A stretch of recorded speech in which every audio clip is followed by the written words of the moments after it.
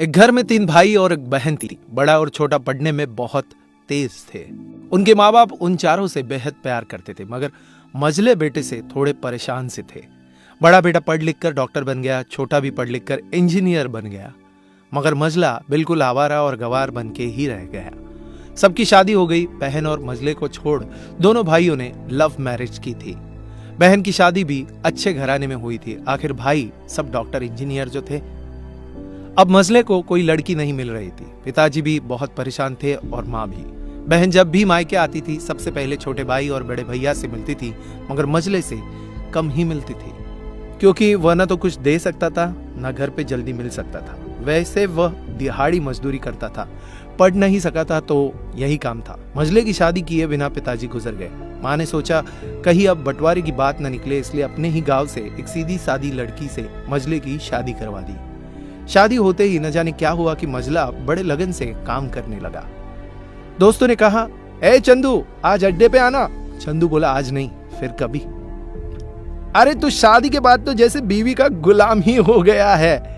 अरे ऐसी बात नहीं है, कल मैं अकेला एक पेट था तो अपनी रोटी अपने हिस्से से कमा लेता था, लेकिन अभी बात कुछ अलग है, क्योंकि अब 2 पेट है, कल और होगा।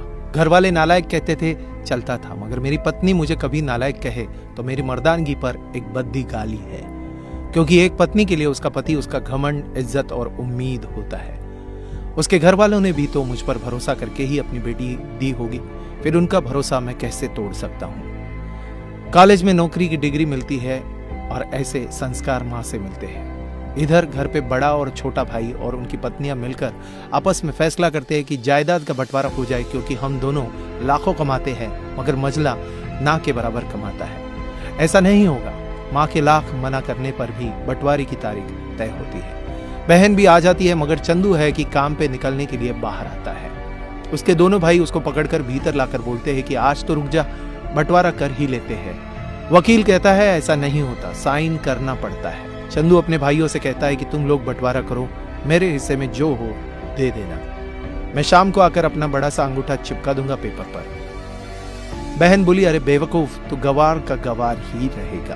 तेरी किस्मत अच्छी है कि तुझे अच्छे भाई और बहन मिले हैं। फिर माँ बोली, अरे चंदू आज रुक जा, बंटवारे में कुल 10 बीघा जमीन में से 2 भाई 5-5 रख लेते हैं और चंदू के लिए पुश्तैनी घर छोड़ देते हैं। तभी चंदू जोर से चिल्लाता है, अरे फिर हमारी छुटकी का हिस्सा कौन सा है? दोनों भाई हंसकर बोलते हैं, अरे मूर्ख, बंटवारा भाइयों में होता है, बहनों के हिस्से में सिर्फ उसका मायका ही है। चंदू कहता है, ओह, शायद पढ़ा लिखा न होने में ही मूर्खता है। ठीक है, आप दोनों ऐसा करो, मेरे हिस्से की वसीयत मेरे बहन छुटकी के नाम कर देना।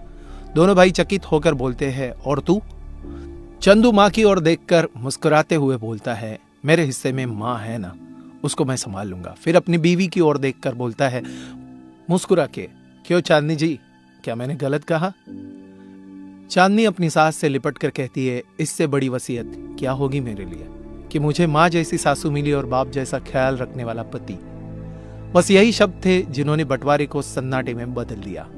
बहन दौड़कर अपने गवार भैया से गले लगते हुए रो रही थी, माफ कर दो भैया, मुझे क्यों नहीं समझ में आया कि आप इतने महान हो। चंदू अपनी बहन से कहता है, इस घर में तेरा उतना ही अधिकार है जितना हम सबका। माँ का चुनाव इसलिए किया ताकि तुम सबसे हमेशा जुड़ी रहो, क्योंकि यह वही कोख है जहां हमने 9 महीने गुजारे थे। माँ के साथ तुम्हारी यादों को मैं हमेशा देखना चाहता हूँ। दोनों भाई दौड़कर मझले से गले मिले और रो रो कर कहने लगे, आज सचमुच तू बड़ा हो गया है। सबकी पलकों में पानी ही पानी, सब एक साथ फिर से रहने लगते हैं।